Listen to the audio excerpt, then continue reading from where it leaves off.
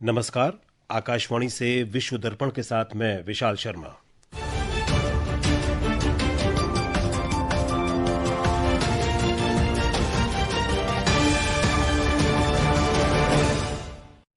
मुख्य समाचार। भारत ने पाकिस्तान के परमाणु परीक्षण पर ट्रंप की टिप्पणी के बाद साधा निशाना, कहा अवैध गतिविधियां पाकिस्तान के इतिहास का हिस्सा। भारत ने तूफान मेलिसा से हुई तबाही से निपटने के लिए जमैका को मानवीय सहायता भेजी। 56वां भारतीय अंतर्राष्ट्रीय फिल्म महोत्सव 20 से 28 नवंबर तक गोवा में होगा आयोजित। और फिडे शतरंज विश्व कप में अर्जुन एरिगेसी और पेंटाला हरिकृष्णा ने तीसरे राउंड के पहले गेम में जीत हासिल की।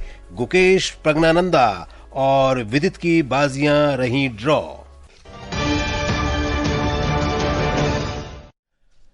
अब समाचार विस्तार से।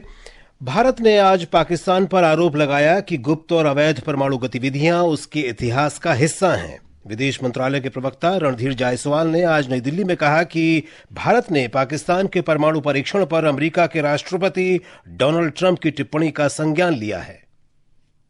भारत के सेवानिवृत्त मेजर विक्रांत जेटली पर एक सवाल के जवाब में प्रवक्ता ने कहा कि अबू धाबी में भारतीय दूतावास के अधिकारियों ने 4 बार उनसे मुलाकात की है।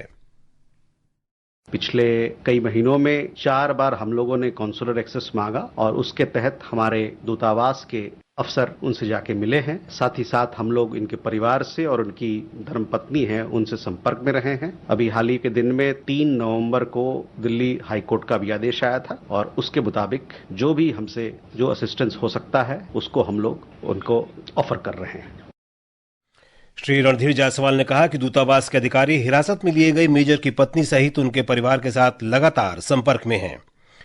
राष्ट्रपति द्रौपदी मुर्मू कल 2 देशों अंगोला और बोत्सवाना की यात्रा पर जाएंगी।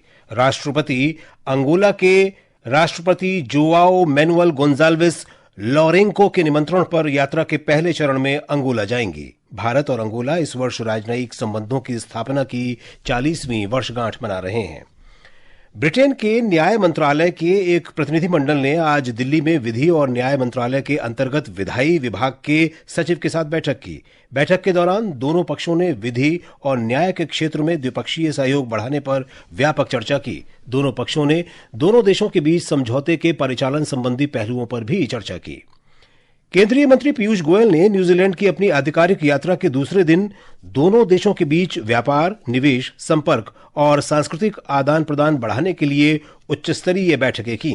श्री गोयल और न्यूजीलैंड के व्यापार मंत्री टॉड मैकले ने भारत न्यूजीलैंड सीईओ गोलमेज सम्मेलन की सह-अध्यक्षता की। विश्व दर्पण समाचार आकाशवाणी से प्रसारित किए जा रहे हैं। ताजा समाचार जानने के लिए आप हमारे social media handle x@AIR News Hindi को फॉलो कर सकते हैं। विश्व दर्पण में आपका फिर स्वागत है। पाकिस्तान और अफगानिस्तान के प्रतिनिधिमंडल पिछले महीने हुई घातक झड़पों के बाद संघर्ष विराम को अंतिम रूप देने के लिए तुर्की के इस्तांबुल में मिले हैं। वार्ता के दौरान दोनों देशों ने सीमा पार हुई झड़पों के लिए एक दूसरे पर आरोप प्रत्यारोप लगाए। वार्ता का उद्देश्य 19 अक्टूबर को कतर में हुए संघर्ष विराम समझौते को लागू करना है। दोनों देशों के बीच 1 हफ्ते से चल रहे संघर्ष में सैनिकों और नागरिकों सहित कई लोग मारे गए थे और सैकड़ों लोग घायल हुए थे। पाकिस्तान अफगानिस्तान पर पाकिस्तान तालिबान TTP जैसे समूहों को पनाह देने का आरोप लगा रहा है, जिन्हें पाकिस्तान में हमले के लिए जिम्मेदार ठहराया जाता है। तालिबान सरकार ने इन आरोपों को खारिज किया है। इस्तांबुल में तीसरे दौर की वार्ता जारी है। अफगान सरकार के प्रवक्ता जबीबुल्लाह मुजाहिद ने बताया कि पाकिस्तानी सेना ने कांधार प्रांत के स्पिन बोल्डक पर गोलीबारी की। विश्व दर्पण के लिए शक्ति सिंह। कई मानवाधिकार संगठनों ने बलूचिस्तान में पाकिस्तानी बलों द्वारा 3 युवाओं को अवैध तरीके से हिरासत में लिए जाने की निंदा की है। इन संगठनों ने कहा है कि लोगों के गायब होने के बढ़ते मामलों के बीच बलूचिस्तान में पाकिस्तानी बलों द्वारा उत्पीड़न का दौर जारी है।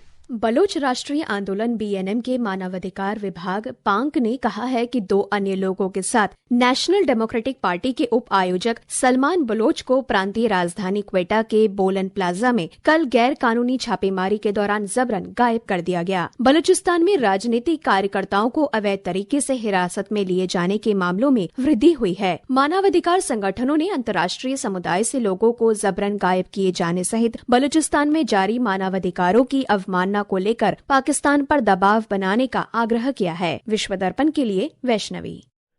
श्रीलंका के राष्ट्रपति अनुरा कुमार दिसानायक ने वित्त मंत्री के रूप में आज कोलंबो में अपना दूसरा बजट पेश किया। 2026 के इस बजट में अंतर्राष्ट्रीय मुद्रा कोष कार्यक्रम के तहत राजकोषीय समेकन पर ध्यान केंद्रित किया गया है। इसका लक्ष्य सकल घरेलू उत्पाद का 2.5% प्राथमिक अधिशेष और सकल घरेलू उत्पाद का लगभग 15% राजस्व प्राप्त करना है। बांग्लादेश नेशनलिस्ट पार्टी बीएनपी के महासचिव मिर्जा फखरुल ने आज यूनुस प्रशासन पर राष्ट्रीय चुनाव में देरी कराने का आरोप लगाया। उन्होंने कहा कि वे इस इरादे से जुलाई राष्ट्रीय चार्टर के कार्यान्वयन पर विपरीत हालात पैदा कर रहे हैं।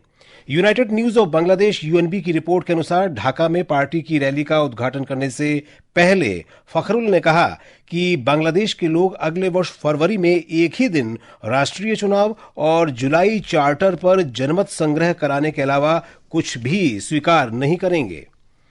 नेपाल में विभिन्न वाम दलों के नेपाली कम्युनिस्ट पार्टी में विलय से राजनीतिक परिदृश्य बदलने की उम्मीद है। माओवादी केंद्र, एकीकृत समाजवादी, नेपाल समाजवादी पार्टी, जन Samajwadi party Nepal, Nepal communist party, CPN माओवादी समाजवादी और सीपीएन कम्युनिस्ट सहित वामपंथी दलों के बीच एकता की घोषणा बुधवार को भ्रिकुटी मंडप में आयोजित विशेष समारोह में की गई।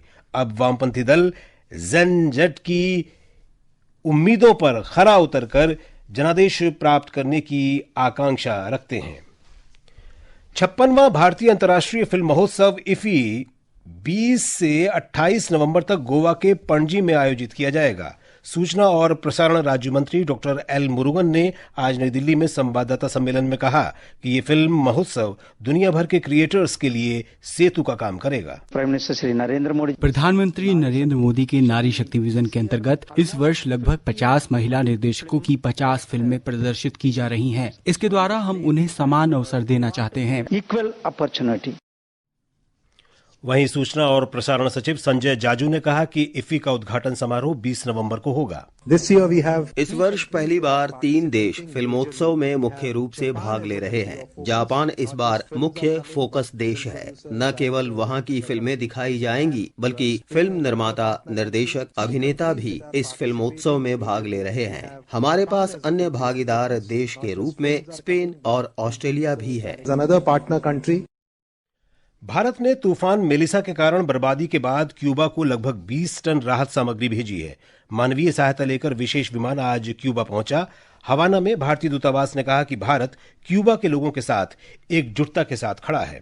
इस बीच तूफान कालमेगी कल मध्य वियतनाम में 149 किलोमीटर प्रति घंटे की रफ्तार से पहुंचने के बाद अब पश्चिम की ओर कंबोडिया और लाओस की तरफ बढ़ गया है। तूफान से फिलीपींस में 188 और वियतनाम में 5 लोगों की जान गई। रात भर तूफान का पूरा कहर झेलने के बाद वियतनाम के मध्य तट के किनारे के शहर आज सुबह मलबे से अटे पड़े थे। गोवा में आयोजित फिडे शतरंज विश्व कप 2025 में अर्जुन एरिगेसी और पेंटाला हरिकृष्णा ने तीसरे राउंड के पहले गेम में जीत हासिल की है।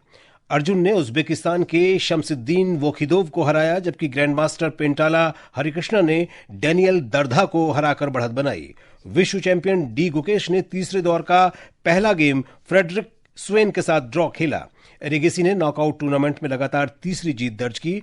राउंड ऑफ 64 में आर प्रज्ञानंदा ने आर्मेनिया के रॉबर्ट होवहानिस्यान के साथ तीसरे दौर का पहला गेम ड्रॉ खेला, जबकि विदित गुजराती का मुकाबला सैम शंकलैंड के साथ ड्रॉ रहा।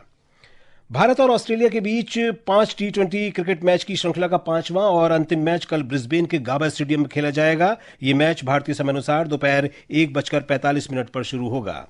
और अब अंत में मुख्य समाचार एक बार फिर। भारत ने पाकिस्तान के परमाणु परीक्षण पर ट्रंप की टिप्पणी के बाद साधा निशाना, कहा अवैध गतिविधियां पाकिस्तान के इतिहास का हिस्सा। भारत ने तूफान मेलिसा से हुई तबाही से निपटने के लिए जमैका को मानवीय सहायता भेजी। 56वां भारतीय अंतर्राष्ट्रीय फिल्म महोत्सव 20 से 28 नवंबर तक गोवा में आयोजित होगा। और फिडे शतरंज विश्व कप में अर्जुन एरिगेसी और पेंटाला हरिकृष्णा ने तीसरे राउंड के पहले गेम में जीत हासिल की। गुकेश, प्रज्ञानंदा और विदित की बाजियां रहीं ड्रॉ। इसके साथ ही विश्व दर्पण का ये अंक समाप्त हुआ। नमस्कार।